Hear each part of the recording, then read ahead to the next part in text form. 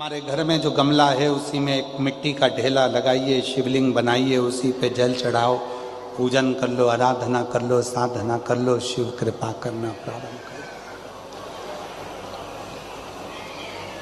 कोई तुमसे कहे कि शंकर जी को रिझाने के लिए ये सामान लाना पड़ेगा, बिल्कुल नहीं।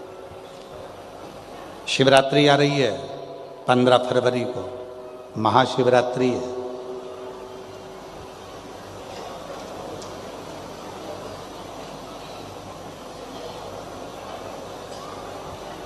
कितना भी विशाल रोग है शरीर में, कितना भी भले डॉक्टर जवाब दे दिए कि ये रोग, और हमने फिर निवेदन करेंगे, डॉक्टर शिव का रूप है, हम डॉक्टर को शंकर कहते हैं। शरीर में रोग हो तो सबसे पहले डॉक्टर के पास जाओ, क्योंकि डॉक्टर शंकर का एक रूप माना गया, महामृत्युंजय का स्वरूप डॉक्टर को मानते हैं। तो जांच का बोले जांच कराओ, दवाइयाँ का बोले दवाइयाँ खाओ।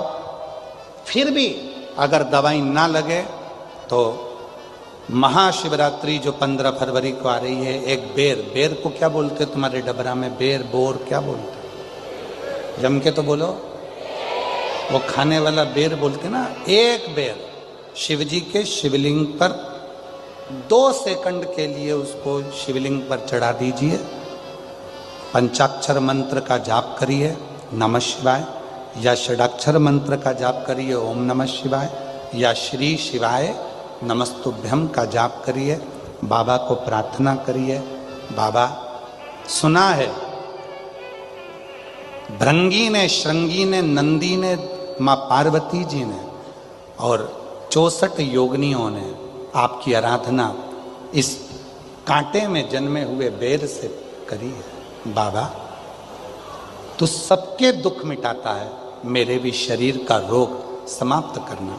बेर चढ़ा के उसी बेर को प्रदोष काल के समय पर, शाम के समय पर थोड़ा सा उसको खाना, और बन सके तो पूरा खा लेना, गुठली फेंक देना, नहीं खाते बने तो थोड़ा सा खाना। 15 दिन 20 दिन बाद वापिस डॉक्टर से कहकर जांच करवाना, जो रोग था धीरे धीरे समाप्ति की ओर आना प्रारंभ होगा। एक बेर में वो बल होता है, एक बेर में वो फल होता है, वो बल होता है कि महाशिवरात्रि के दिन उस बेर की इतनी महत्वता हो जाती है, इतनी महत्व।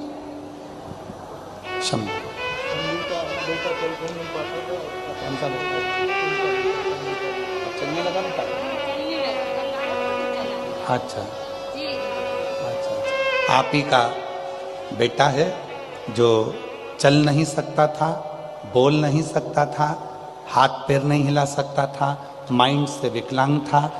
कल आया था कथा में, बाबा की कृपा से अब चलता भी है, बोलता भी है, बैठता भी है और समझता भी। एक बार जोरदार ताली बजाकर।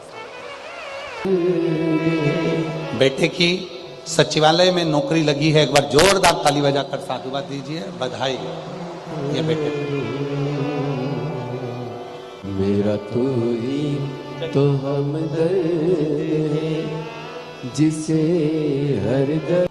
पार्थिव शिवलिंग का पूजन कलियुग में सुख प्रदान करता है। सुख, चर्म रोग हो गया, चमड़ी सफेद पड़ने लगी, शरीर में चिट्टे पड़ने लगे, पूरा शरीर बेकार होने लगा, या परिवार में कहीं ना कहीं किसी ना किसी रूप में कोई आपका धन लेकर चले गया, धन नहीं दे रहा, बहुत प्रयास कर लिया, खा गया, कहीं चले गया, नहीं दे रहा। गेहूं की एक बाली भगवान देव अधिदेव महादेव को महाशिवरात्रि के दिन समर्पित करिए। उसी बाली को अगर धन लेकर कोई व्यक्ति, बाली का एक नियम है, बाली देखिए आप लोगों ने गेहूं की बाली का नियम है, कपड़े में अगर उसको डाला जाता है तो वो बाली उल्टी चलती है, ऊपर की ओर चढ़ती है। उसी तरह जो शिवजी पे बाली चढ़ाई जाती है, उसी बाली को लेकर घर के मेन दरवाजे पर, मुख्य दरवाजे पर, अंदर जहां हम प्रवेश करते हैं उस पर कहीं पर भी उसको रख दीजिए।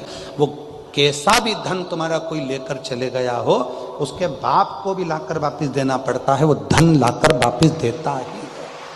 उसका पिता भी लाएगा, कैसे भी लाएगा, पर वो धन को लाकर देगा, कैसे भी लाए। उसको बेचे नहीं, उसके अंदर, उसके भीतर से उसको बहुत बहुत बहुत तकलीफ होती है, उसको लाना पड़ता है। वो बाली वापिस खींच कर ले आता, उसके पिता को भी लाकर देना। गए हुई संपदा, वैभव, धन, महाराज एक बाली शिव को समर्पित करी जाए। हम तो यहाँ तक कहेंगे मेरी जीजियों से, अगर तुम्हारे घर में वंश नहीं बढ़ रहा, संतान नहीं है, औलाद नहीं है, 20-20, 25-25 साल हो गए, 23 साल, 30 साल भी अगर हो गए हैं, तो प्रत्येक महीने शिवरात्रि आती है, हर महीने की शिवरात्रि पर गेहूं का एक दाना शिव को समर्पित कर कर प्रदोष काल में उस दाने को लेकर आओ और रात्रि को सोने से पहले उस दाने को खाना प्रारंभ करो। मेरा बाबा चाहेगा तो तुम्हारी गोदी में संतान जरूर देगा, वंश देगा। शिव की उदाहरण, शंकर की कृपा, शिव की उदारता, शंकर की भक्ति, अविरल भक्ति हमें सुख देती, आनंद देती। एक पार्थिव शिवलिंग का निर्माण, हम सतयुग में नहीं है, हम सतयुग में नहीं है कि हमें हीरे के शिवलिंग बनाना पड़े, माणिक शिवलिंग बनाना पड़े, रतन के शिवलिंग बनाना पड़े, ना हम त्रेता में कि हमें सोने के और चांदी के शिवलिंग बनाना पड़े, ना हम द्वापर में हैं कि हम पारत का शिवलिंग बनाए। हम तो कलयुग में हैं, और कलयुग में भोलेनाथ जी की भक्ति का सबसे सुंदर तरीका है पार्थिव शिवलिंग का पूजन करो। यदि पार्थिव नहीं भी बना सकते तो एक लोटा जल लेकर शिव जी के मंदिर में जाकर बाबा देवाधिदेव महादेव को जल चढ़ाना प्रारंभ करो। मेरा देवाधिदेव महादेव सुख प्रदान करना प्रारंभ कर देता है। एक लोटा जल सारी समस्या का, एक लोटा। पहले कभी स्मरण में नहीं आया, पर आज स्मरण में आया है नगपुरा में, तो बड़े सावधानी से सुनिएगा। एक बार मां आद्य शक्ति पार्वती अपनी सखी गजमुखी के पास गई। क्या नाम था उनकी सहेली का? गजमुखी। जम के बोलो, गजमुखी। उनकी सखी गजमुखी के पास गई।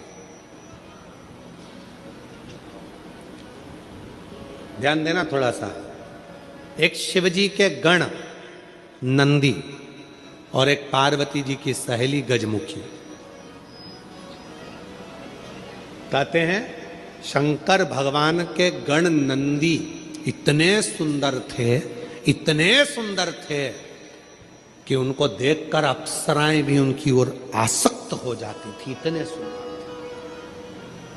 इतने सुंदर। तब बाबा देवाधिदेव महादेव की आराधना में नंदी लग गए। शिवजी ने कहा वर मांगो, तुमको क्या चाहिए? तो कहा कि मेरा मुख बदल दो, मुझे ये मनुष्य का चेहरा नहीं चाहिए। क्यों?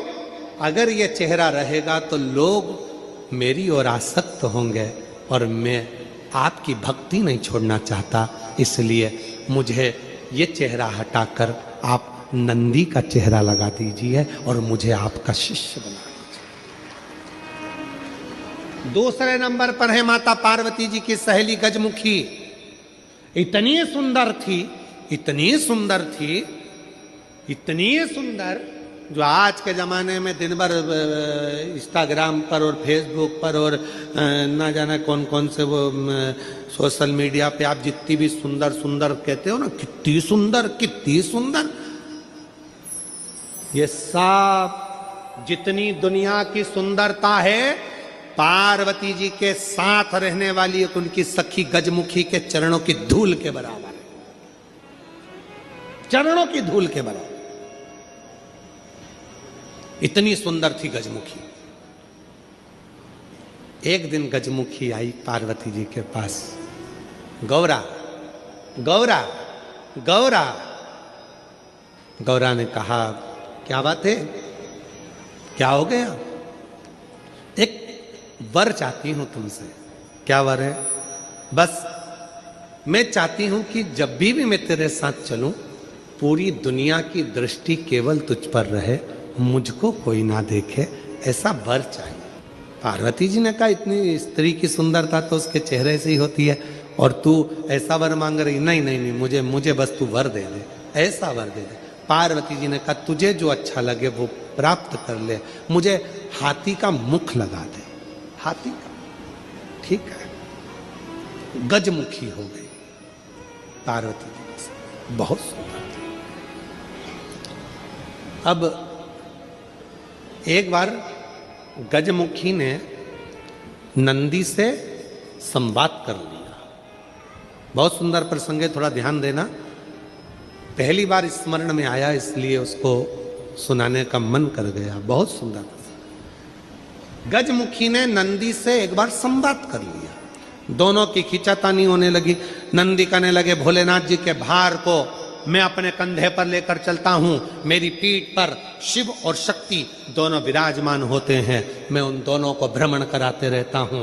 देखा मुझ में बल, मैं शिव और शक्ति को अपनी पीठ पर बिठाकर घुमाता रहता हूं। गजमुखी सुनती रही, सुनती रही। गजमुखी ने कहा रे नंदी, ये तेरा भ्रम है कि तू शिव को उठाकर लेकर जा रहा, ये तेरा भ्रम है कि शंकर भगवान तेरी पीठ पर बैठकर जा रहे हैं। शंकर भगवान को लंका का राजा रावण भी ले जाना चाहता था, पर भगवान शंकर ने अपने अंगूठे को, मात्र पांव के अंगूठे के नख को इतना सा दबाया था और रावण ने पूरा बल लगा दिया था तो नहीं उठा पाया था। जरा सोच नंदी, वो तो शंकर भगवान की कृपा है तुझ पर, इसलिए शिव जब तुझ पर बैठते हैं हल्के हो जाते हैं, इसलिए तेरे साथ चले जाते हैं। पर नंदी मानने को तैयार नहीं। जब नंदी नहीं माना तब गजमुखी ने कहा कि नंदी मेरी बात मान ले। नंदी कहते नहीं नहीं, अगर तुम कहती हो कि शिव हल्के हो जाते हैं भक्त के लिए, तो तुम ऐसा कुछ कर कर बता दो कि शंकर भगवान तुम्हारे कहने पर बैठ जाए। ठीक है। आज गजमुखी पार्वती जी की आज्ञा लेकर तप साधना में बैठ गई। शिव जी प्रसन्न हो गए। क्या बात है गजमुखी, क्या चाहती हो? इतने दिनों से तुम तप साधना कर रही हो पार्वती की, आज मेरी तप साधना? क्या हुआ? बोलो गजमुखी, क्या चाहती हो? गजमुखी ने एक बेलपत्र का पत्ता दिया और बाबा भोलेनाथ जी से कहा, बाबा मेरा निवेदन है, इस पत्ते को मैं हवा में उड़ाऊंगी, आप उस पत्ते पर क्या बैठ जाओगे? शंकर भगवान बोलने लगे, अकेला बैठूं या पार्वती को भी बैठाऊं? गजमुखी बोली, इतने से पत्ते पर पार्वती भी बैठ जाएगी? शिव जी बोले, पार्वती को बिठाऊं, साथ में गणेश जी को भी बिठाऊं कि रिद्धि सिद्धि को भी बिठाऊं? गजमुखी ने कहा, इतने से पत्ते पर गणेश रिद्धि सिद्धि बैठ जाए। शिव जी बोले कि कार्तिकेय को भी बिठा लूं, कि अशोक सुंदरी को भी बिठा लूं, कि जया विशारा सामरी बारी दौतली देव सबको बिठा लूं? इतना बड़ा परिवार सब बैठ जाएगा। इतने में शिव जी बोले कि भगवान विष्णु और लक्ष्मी को भी बिठा लूं क्या? कहा विष्णु लक्ष्मी, तू कहे तो ब्रह्मा ब्रह्माणी को, ब्रह्मा ब्रह्माणी, इंद्र इंद्राणी, 33 कोटि देवता इस पत्ते पर बिठा देता हूं, बोल गजमुखी। गजमुखी मुस्कुराकर बोली, ये सब तो नहीं, केवल आप बैठ जाइए। गजमुखी ने शिव नाम लेकर पत्ते को शिवलिंग पर चढ़ाने के लिए बस थोड़ा सा उसको नीचे की ओर गिराया। उतनी देर में उस पत्ते के अधर पर मेरा शंकर आकर विराजमान हो गया। मेरा शिव, मेरा शिव उस पत्ते पर आकर विराजमान। आवाज लगाई, नंदी जल्दी आओ। तुम कहते थे मुझ में बल है, मैं शिव को पीठ पर बिठाता हूं। तुमसे ज्यादा बल एक बेलपत्री के पत्ते में है, जो पूरे 33 कोटि देवता को एक पत्ते पर बिठा सकता है।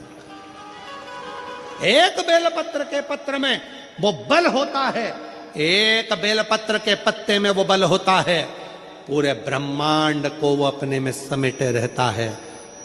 तब भगवान शिव ने प्रसन्न होकर कहा, सुनो गजमुखी, आज मैं प्रसन्न हुआ, तुम्हें वर देता हूं, जब भी पृथ्वी पर मृत्युलोक में कोई पार्थिव शिवलिंग का पूजन करेगा और पार्थिव मिट्टी का जब कोई शिवलिंग बनाएगा, उस शिवलिंग को केवल थाली पर, पाटे पर या लक्कड़ पर नहीं, मेरा बेलपत्र रखकर जब उस पर कोई शिवलिंग का निर्माण करेगा, जो कामना वो चाहेगा उसकी कामना शिव उसी क्षण पूरा कर देगा, उसी क्षण पूरा।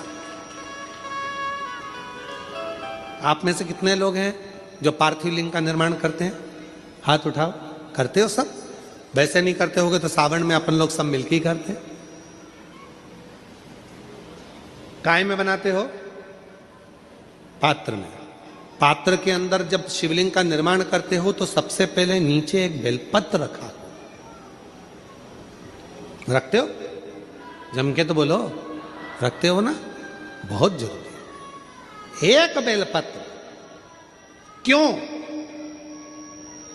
कहते हैं जब हमने शिवलिंग बना लिया, पूजन चालू कर दी, पानी डालना प्रारंभ करा, ये तो मिट्टी है, धीरे धीरे पानी चढ़ते चढ़ते गलने लगती है।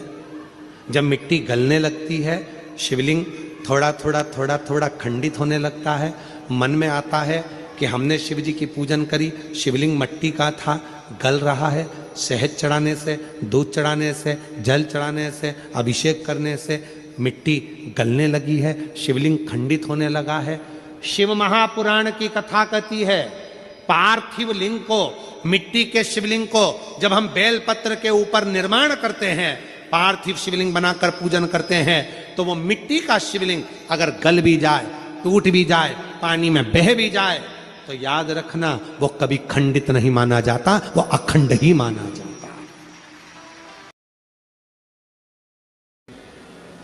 छोटा है थोड़ा हमारे हाथ में, ये फूल का बेटा है, ठीक है, पूरा फूल नहीं है, ठीक है, फूल का बेटा है ये छोटा सा। अच्छा दिख रहा है? काय आस्था वालों दिखाओ तो सही, दिखाओ जरा बाजू में, और थोड़ा सा पास कर दो तो सबको नजर आ जाएगा। ठीक गया? शंख पुष्पी, अपारिजात भी बोला जाता है इसको, ठीक है। हर हर विराजो विराजो। तो एक पुष्प अपन कहते हैं, हमारे भगवान देवादिदेव महादेव को, भगवान शंकर को बड़ा प्रिय है ये पुष्प। अब किसी से पूछा जाए, आप कह रहे हो कि शंकर भगवान को ये नीला फूल, ये शंख पुष्पी भगवान शिव को इतनी प्रिय क्यों है, भगवान शंकर को इतनी प्रियता क्यों है? कोई से पूछे तो वो बताए चाहे ना बताए, पर शिव महापुराण का संवाद कर रहा। कंठ में स्वयं मां जगत जननी ने 10 विद्या में से एक मां को याद किया, और मां तारा का एक स्वरूप मां सरस्वती के रूप में विराजमान हो गया। कंठ में रहने से विष की तपन के कारण, कंठ में रहने से विष की तपन के कारण उनका स्वरूप नीला पड़ गया। और जब उनका स्वरूप नीला पड़ गया तो भगवान देवादिदेव महादेव ने कहा, सुनो पार्वती, संसार के लोग, भूमंडल में रहने वाला यदि कोई भी मानव जिसकी विवेकता, बुद्धि, विचार, सोच, ज्ञान थोड़ा सा भी अगर उसमें कम है, तो वो नील सरस्वती का यदि आवाहन करे, माँ नील सरस्वती स्तोत्र का पाठ करे, माँ नील सरस्वती की स्मरण करे, तो उसकी विवेक, उसकी बुद्धि तीव्र होती है, श्रेष्ठ होती है। और सुनो पार्वती, यदि मान लो कोई मां नील सरस्वती का स्तोत्र का पाठ नहीं कर पाए, आराधना नहीं कर पाए, साधना नहीं कर पाए, स्मरण ना कर पाए, अगर कोई बच्चा एक शंख पुष्पी पुष्प को समर्पित कर कर जलाधारी पर और एक लोटा जल यदि वो समर्पित करता है और उस जल का आचमन कोई बच्चा नित्य प्रति करता है, तो वो बच्चा धीरे धीरे विद्वत्ता धारण करता ही जाता है। जो याद करता है वो भूलता नहीं। ये मां नील सरस्वती की कथा है। दो सरस्वती का दर्शन आपको और हमको होता है, दो सरस्वती का स्मरण आप और हम करते हैं। एक सरस्वती जो स्वयं श्वेत वस्त्र धारण करी है, हंस पर बैठी हैं और बड़े आनंद के साथ में मां सरस्वती का सुंदर स्वरूप है। पर एक सरस्वती ऐसी हैं जो नीला उनका स्वरूप है और नील सरस्वती के रूप में उनकी पूजन होती है। मां नील सरस्वती। महाराज